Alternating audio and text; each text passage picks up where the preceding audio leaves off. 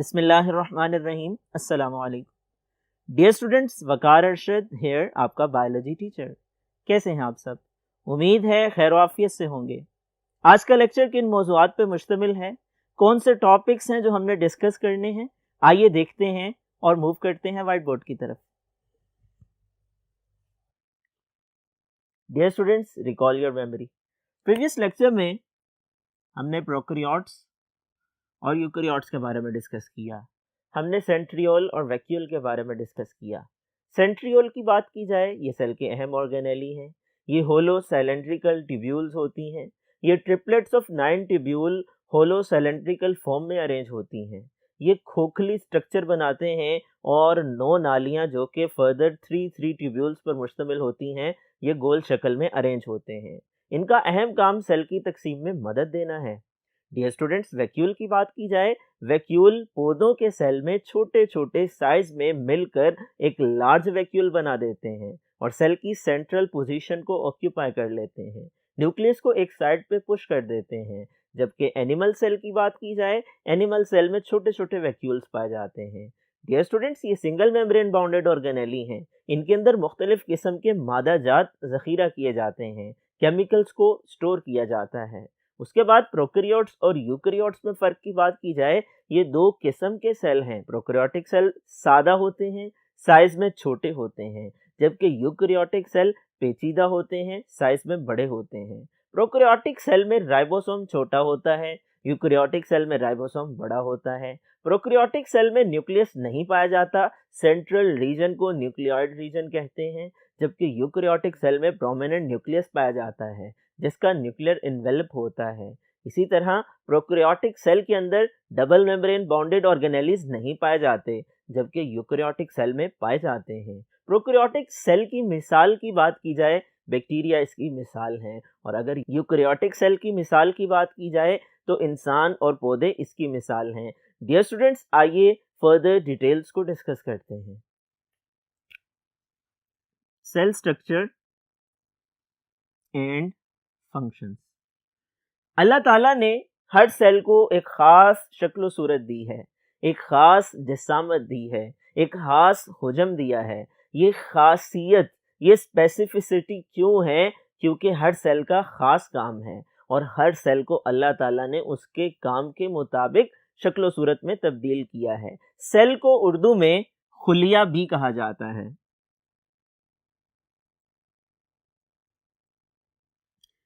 और खुलिये की साख्त, स्ट्रक्चर को उर्दू में साख्त भी कहा जाता है। और अफ़आल, फंक्शन को उर्दू में अफ़आल कहा जाता है। तो खुलियों की साख्त और अफ़आल यानी सेल की स्ट्रक्चर और फंक्शन में रिजेम्बलेंस होती है। हर सेल को उसके काम के मुताबिक अल्लाह ताला ने शक्लो सूरत दे रखी है। डियर स्टूडेंट्स, लिविंग ऑर्गेनिजम्स की बात की जाए, तमाम जानदारों के जिस्म मुश्तमिल होते हैं सेल्स पर। हम डिस्कस कर चुके प्रीवियस लेक्चर में सेल थ्योरी वाले टॉपिक में।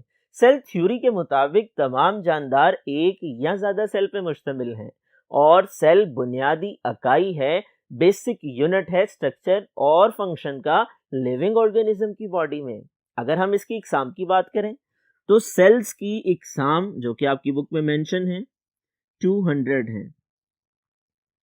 इट मीन्स कि 200 मुख्तलिफ इकसाम के सेल्स हैं जो इंसानों के जिस्म में पाए जाते हैं और हर सेल का एक स्पेसिफिक फंक्शन है।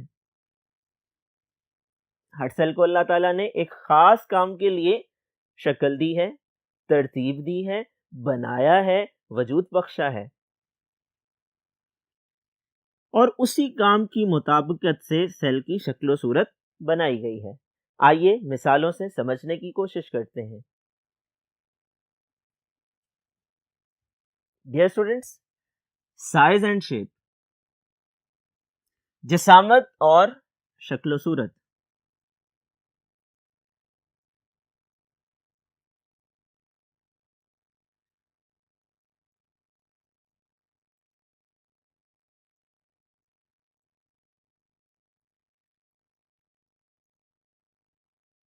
जिसामत और शक्ल सूरत की बात की जाए, सबसे पहली मिसाल आरबीसीज की है।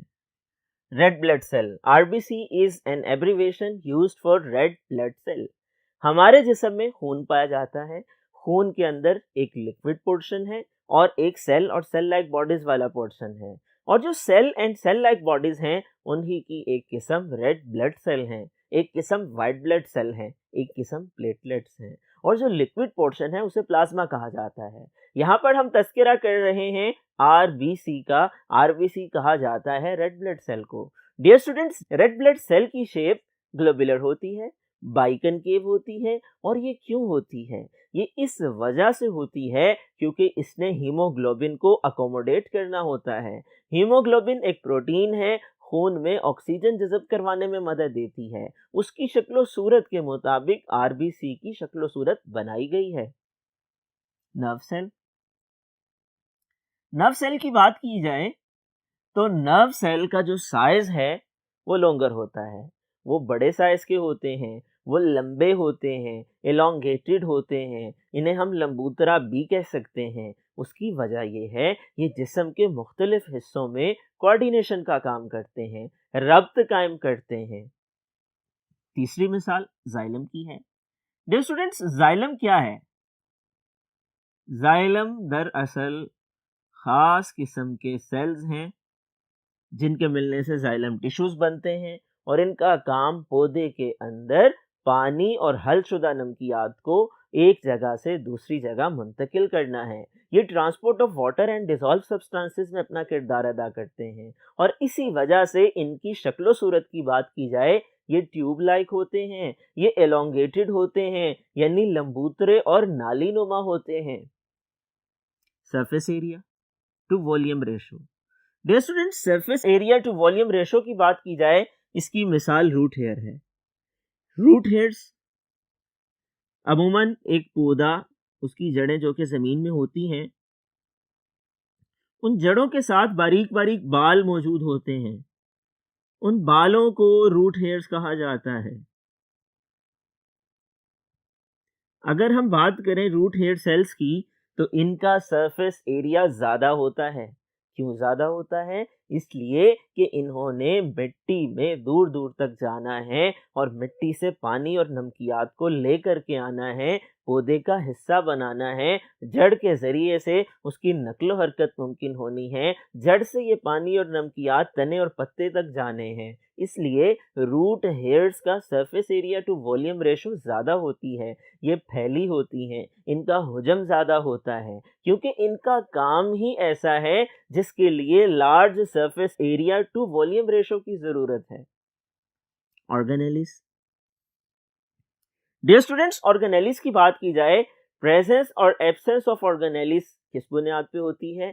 कि वो सेल जो खास काम के लिए बना है, उसमें उस ऑर्गेनेली की जरूरत है या नहीं है। मिसाल के तौर पर गोल्जी बॉडीज की बात की जाए, गोल्जी बॉडीज को हम गोल्जी ऑपरेटस भी कहते हैं, गोल्जी स्ट्रक्चर भी कहते हैं, गोल्जी कॉम्प्लेक्स भी कहते हैं, जिन्हें सबसे पहले कैमिलो गोल्जी एक साइंटिस्ट ने ऑब्जर्व किया था।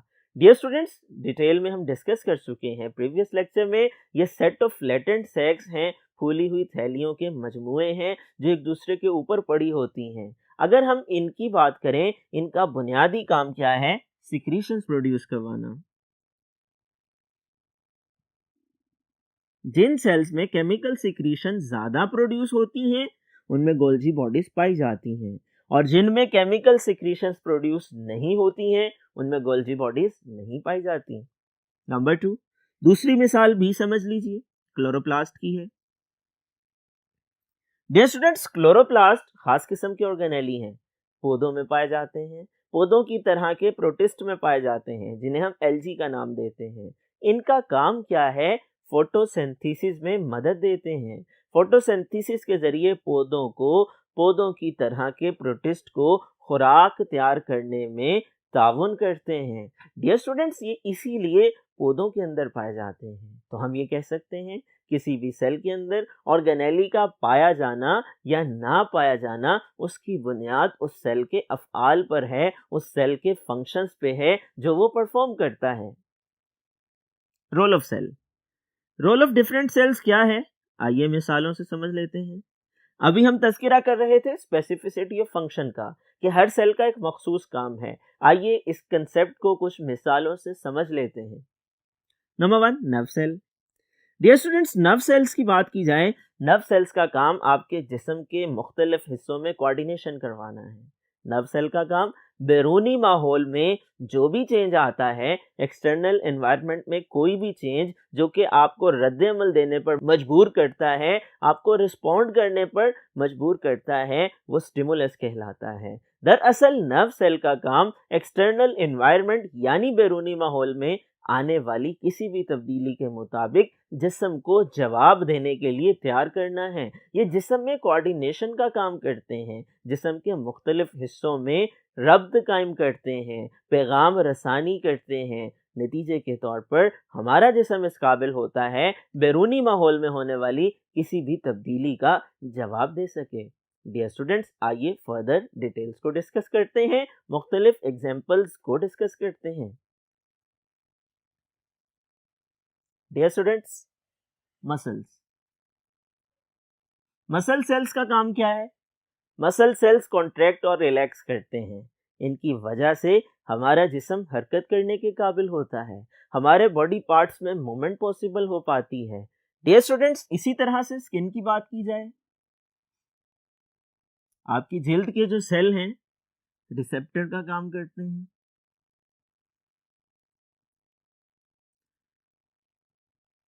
रिसेप्टर कहा जाता है ऐसे खास किस्म के सेल्स को जो केमिकल चेंज को या फिजिकल चेंज को या किसी भी किस्म की बैरूनी माहौल में होने वाली तब्दीली को रियलाइज करते हैं, महसूस करवाते हैं। स्किन एक रिसेप्टर का काम करती है। मिसाल के तौर पर आपको कोई चीज़ ऐसी छू जाती है, बहुत ज़्यादा गर्म होती है, उस गर्मी से तकलीफ़ का एहसास होता है। वो एहसास कैसे पैदा होता है? उस फीलिंग को रियलाइज़ करवाने में आपकी स्किन के रिसेप्टर सेल अपना किरदार अदा करते हैं। हम ये कह सकते हैं ये सेंस ऑर्गन है, ये एक्सटर्नल एनवायरनमेंट में होने वाली चेंज को डिटेक्ट करवाने में मदद देते हैं। डियर स्टूडेंट, स्किन सेल का एक रोल रिसेप्टर का है और दूसरा रोल फिजिकल बैरियर का है। यानी ये कुछ चीज़ों को तो अलाउ करते हैं कि बॉडी के अंदर एंटर हो जाएं, जबकि ज़्यादातर चीज़ों को रोक देते हैं, जिस्म में दाखिल होने से रुकावट का बायस बनते हैं। ये सेमी परमिएबल हैं। आरबीसीज। आरबीसीज के रोल की बात की जाए, आरबीसी का, जिसे हम रेड ब्लड सेल कहते हैं, बुनियादी काम हीमोग्लोबिन मौजूदगी की वजह से खून में ऑक्सीजन को जज़ब करवाना है। बोन। बोन सेल्स की बात की जाए, बोन सेल्स का काम मिनरल्स को डिपॉजिट करवाना है बोन्स की इंट्रासेलुलर स्पेसिस के अंदर।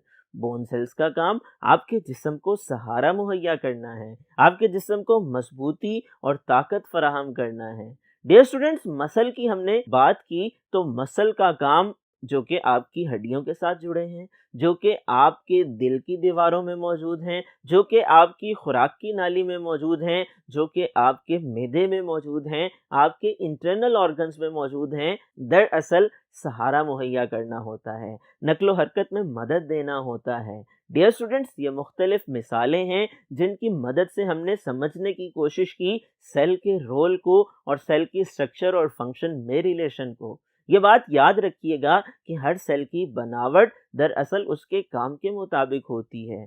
ये बात भी आपने याद रखनी है, हमारे जिस्म में 200 मुख्तलिफ इकसाम के सेल पाए जाते हैं। ऑब्जेक्टिव टाइप क्वेश्चंस के लिए बहुत अहम सवाल है। ये बात भी आपने याद रखनी है कि हमारे जिस्म में मुख्तलिफ सेल्स के काम क्या हैं, जिनको हमने यहाँ मिसालों की सूरत में डिस्कस किया।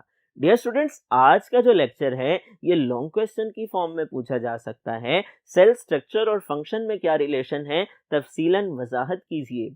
शॉर्ट क्वेश्चन पूछा जा सकता है कोई एक मिसाल के हवाले से, surface area to volume ratio के हवाले से, साइज के हवाले से, प्रेजेंस या एब्सेंस ऑफ ऑर्गेनेली के हवाले से। डियर स्टूडेंट्स, आपने हर हवाले से तमाम पहलुओं को मद्देनजर रखते हुए आज के इस लेक्चर को तैयार करना है, याद करना है, नोटबुक पे नोट डाउन करना है। मुझे उम्मीद है आज का ये लेक्चर आप लोगों ने समझ लिया होगा। आप लोग इस लेक्चर को समझने के बाद टीचर की इंस्ट्रक्शंस को फॉलो करते हुए याद भी करेंगे और लिखेंगे भी।